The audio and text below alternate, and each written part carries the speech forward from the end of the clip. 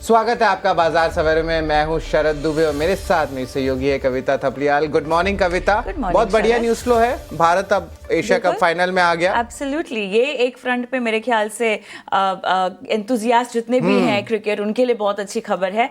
बाजार के लिए कुछ संकेत खास नहीं मिल रहे, ना ही ग्लोबल फ्रंट पे। और कल भी हमारी क्लोजिंग हालांकि 25,000 को हम होल्ड किए हुए हैं, लेकिन अब देखना होगा कि कब तक ये होल्ड किया जाता है। और लेकिन 4 सेशन से भी गिरावट आई है। एग्जैक्टली, लगातार चौथा सेशन जहां पर हम देख रहे हैं कि कमजोरी बाजार में दिखाई दे रही है। बट हैविंग सेड दैट, कल जिस तरह से बेरोजगारी की डेटा को लेकर कंसर्न्स है अमेरिकी बाजारों में, वहां भी हमने देखा कि मार्जिनली लो क्लोजिंग ही हुई है।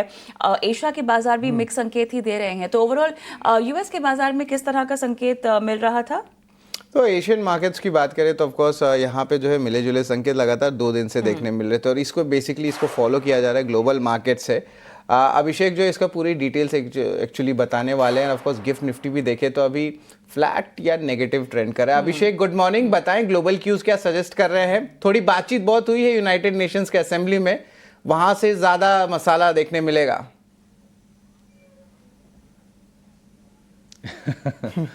हाँ, नहीं, वो तो चर्चा शरद अभी चल रही है कि ट्रंप ने जो कुछ कहा है, करीब करीब घंटे भर का उनका संबोधन रहा है। और पहली बार ये हुआ है कि भारत और चीन पर तो पहले निशाना साधते रहे हैं, लेकिन यूरोपियन जो देश हैं या फिर नेटो के जो कंट्रीज हैं, उन पर भी ट्रंप ने खुले तौर पर हमला किया है और कहा है कि आप भी खुद के खिलाफ ही वॉर की फंडिंग कर रहे हैं।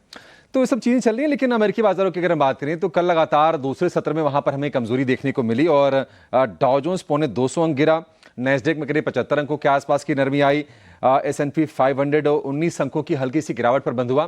कोई डैमेज नहीं हुआ, बट ये है कि लगातार चूंकि बाजार वहां पर चल गए थे तो थोड़ी सी ऊपरी स्तर से प्रॉफिट टेकिंग आनी वो स्वाभाविक भी थी।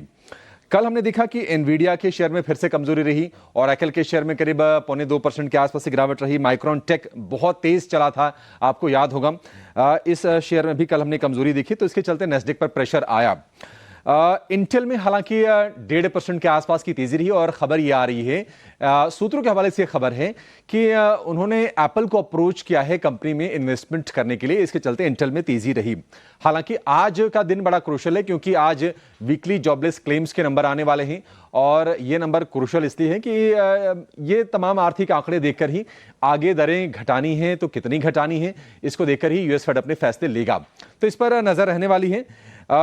एशियाई बाजारों की बात करें तो कल हमने देखा कि निकेई की जो शुरुआत थी वो तो कमजोर हुई थी, लेकिन किसी तरह से निकेई ने जो क्लोजिंग दी थी वो हरे निशान में दी थी। लेकिन आज फिर से हम देख रहे हैं कि निकेई में कमजोरी है, हालांकि गिरावट सिर्फ 100 अंकों तक ही सीमित है। कल की गिरावट के बाद कोस्पी की बात करें तो आज हम देख रहे हैं कि सपाट कारोबार हो रहा है कोस्पी में नेगेटिव बायस के साथ। सोना रिकॉर्ड ऊंचाई के आसपास बना हुआ है। हालांकि कल हमने $3800 के ऊपर के भाव देखे। आज फिलहाल जो प्राइसेस अभी मैं चेक कर रहा था $3775 प्रति आउंस के आसपास के प्राइसेस हैं। लेकिन क्रूड में उबाल है, क्रूड 7 हफ्ते की ऊंचाई पर पहुंच गया है और कल 2% की तेजी के साथ ब्रेंट क्रूड का भाव जो है वो $69 प्रति बैरल के ऊपर निकल गया है। और उसकी वजह यह है कि अमेरिका में स्टॉक पाइल्स में यानी कि भंडार में थोड़ी सी कमी देखने को मिली है और बाकी मिडिल ईस्ट से भी थोड़ी सप्लाई की चिंताएं हैं, इसके चलते क्रूड को सपोर्ट मिला है। अन्य संकेतों की अगर हम बात कर लें तो बॉन्ड यील्ड में ज्यादा कोई चेंजेस है नहीं, 4.13% है यूएस के 10 ईयर की बॉन्ड यील्ड और डॉलर इंडेक्स हालांकि थोड़ा सा ऊपर आया है, 97.8 के आसपास के लेवल है। हालांकि अभी भी 98 के नीचे ही डॉलर इंडेक्स बना हुआ है। तो संकेत थोड़े से कह सकते हैं कि नेगेटिव साइड पर है ग्लोबल बाजारों से और गिफ्ट निफ्टी भी इंडिकेट कर रहा है करीब 50 अंकों की नरवी पर शुरुआत के संकेत दे रहा है। बाजार के लिए एक चिंता लगातार बनी हुई है और वो है एफआईज की बिकवाली। बिल्कुल, तो चलिए यहाँ पर ग्लोबल के संकेतों और ट्रिगर्स की तमाम जानकारी देने के लिए बहुत बहुत धन्यवाद आपका अभिषेक। और जहाँ तक एफआईआईज और डीआईआईज की बात है, उनके आंकड़े आपको बता देते हैं। घरेलू और विदेशी संस्थागत निवेशकों की बिकवाली के लिहाज से देखिए एफआईआईज की लगातार सेलिंग में कल का आंकड़ा यहाँ पर 2425 करोड़ के आसपास आता हुआ और डीआईआईज ने लगातार खरीदारी का एक और आंकड़ा सामने दिया है लगभग 1211 करोड़ का। तो यहाँ पर हम देख रहे हैं कि एफआईआईज की तरफ से परसिस्टेंट सेलिंग का एक प्रेशर जो कि अब 24 तारीख को भी हमें बढ़ता हुआ देखने को मिला है। इंडेक्स ऑप्शन में आप देखिएगा बिकवाली कहाँ तक जा रही है, 3609 करोड़ का आंकड़ा यहाँ पर दर्ज होता हुआ दिखाई दे रहा है। इंडेक्स फ्यूचर्स में भी कम है, लेकिन 597 करोड़ का आंकड़ा यहाँ पर भी आता हुआ दिखाई दे रहा है। हालांकि स्टॉक ऑप्शंस अगर आप देखें तो यहाँ पर 408 करोड़ की खरीदारी होती हुई, और अगेन स्टॉक फ्यूचर्स में बिकवाली का आंकड़ा आता हुआ 473 करोड़ का।